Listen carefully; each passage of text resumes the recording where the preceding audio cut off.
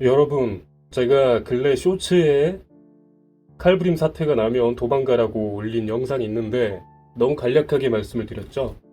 좀 과학적인 근거를 대면서 왜 도망가야 되는지 말씀을 드리겠습니다. 우선 전문가들도 도망가라고 해요. 전문가분들은 1. 도망가라. 2. 숨어라. 마지막에 그 둘 다 안 되고 전혀 선택지가 없을 때 3. 맞서 싸워라인데 3까지 가면 사실 안 되니까 그렇게 말씀을 하신 거잖아요. 전문가분들도. 자, 왜 그러냐?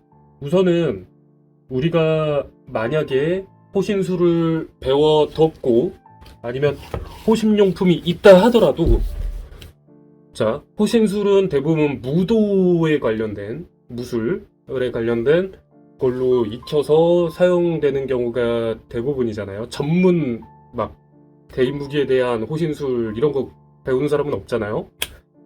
근데 그거는 동등한 관계에서의 겨루는 것에 대한 기술이잖아요. 똑같이 상대도 맨손 같은 격투기를 사용하는 것에 대한 거기에 대한 기술과 파회법 이런 거를 알려주는 거지. 막 상대가 칼을 들고 있을 때 뭐 그 칼을 어떻게 제압해야 되는 이런 거를 배우는 경우는 극히 드물어요. 일반인의 경우. 자, 그런 상황에서 죽이는 거든 다치게 하는 거든 목적을 가지고 해를 가하려는 사람에게 그거를 쓴다는 건 거의 물리적으로 말이 안 되죠. 두 번째는 보통 이제 호신 용품을 이제는 많이들 챙겨 계시지만 솔직히 말할게요. 걔가 막 칼 들고 미친 듯이 따라와. 아니면 갑자기 찌르려고 해. 이때 갑자기 찰나의 순간에 내가 가져왔던 호신용 스프레이를 촥 꺼내가지고 촥 하고 이제 뿌려가지고 제압할 수 있겠어요? 불가능합니다.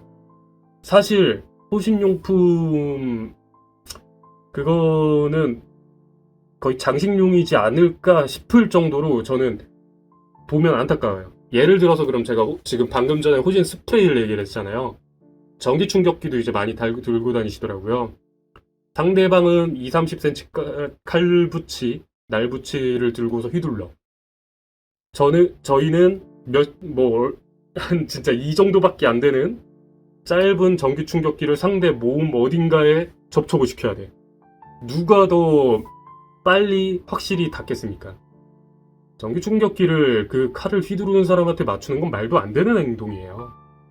그런 정도라면은 그분은 스포츠 어딘가에 격투기 선수 생활을 해야 된다고 생각합니다. 자, 호신술, 호신용품 다 안 돼. 그러면 어떡합니까? 그냥 진짜 미친 듯이 도망가는 것밖에 없어요. 상대방이 나보다 빠를지 뭐 어떻게 될지 그런 거를 생각할 겨를이 어딨어요. 우선은 지금 당장 안 맞아야 되는 거잖아요. 근데 뭐 솔직히 이제 댓글에 제가 많이 봐서 하는 말인데 상대가 나보다 빠르면 어떡하냐 이러는데 저는 그래서 미리미리 단련을 하라고 좀 그 달리기 기술에 대한 그래서 말씀드린 것도 있고 왜냐하면 제가 또 달리기를 하니까 더 말씀드린 것도 있고요.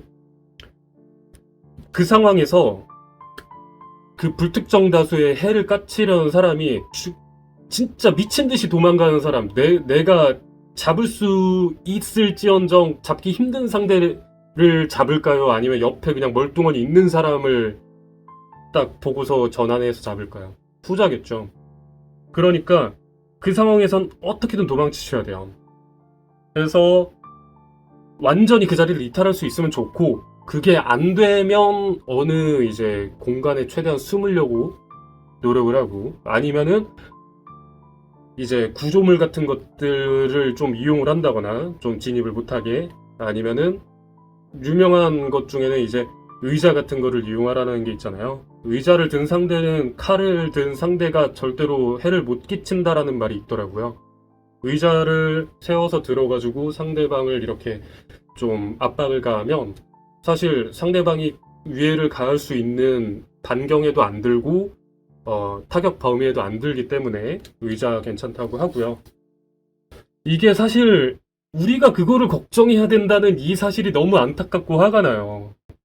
정말 죄 지은 사람이 업보를 받는 거다? 이런 거라면 막 그런 자연의 섭리 막 이런 걸로 따져서 간다면은 할 말은 없지만 그것도 아닌 보통 진짜 평범하게 살아온 사람들이 칼 맞을 걱정을 한다? 말도 안 되는 거죠.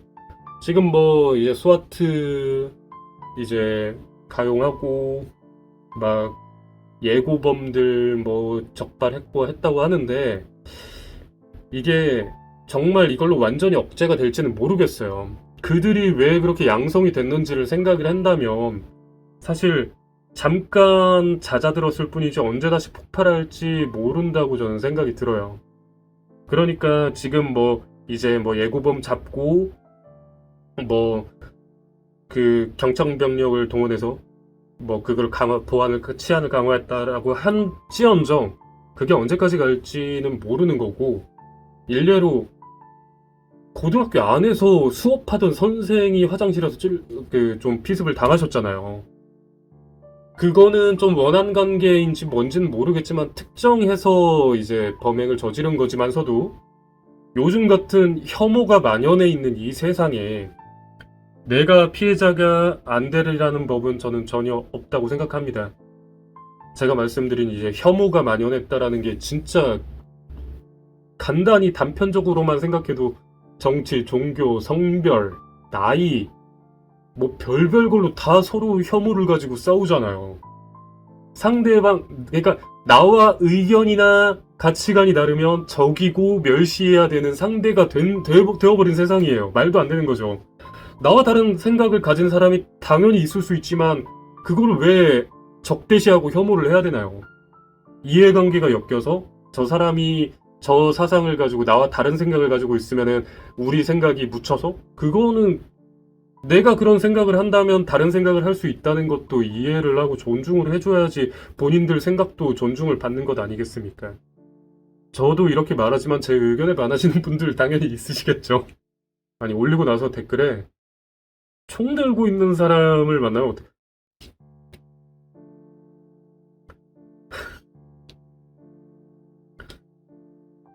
할 말 아닙니다. 어쨌건 이게 정말 만약에 대한 일이지만 그런 사태가 벌어져도 조금 도움이 됐으면 하는 마음에 조금 더 풀어서 찍어봤는데 이런 혐오가 만연해 있는 세상이 아니라 좀 평화로운 좀 사회와 세상이 됐으면 좋겠습니다. 저는 오늘도 운동 좀 마무리하겠습니다. 디어였습니다.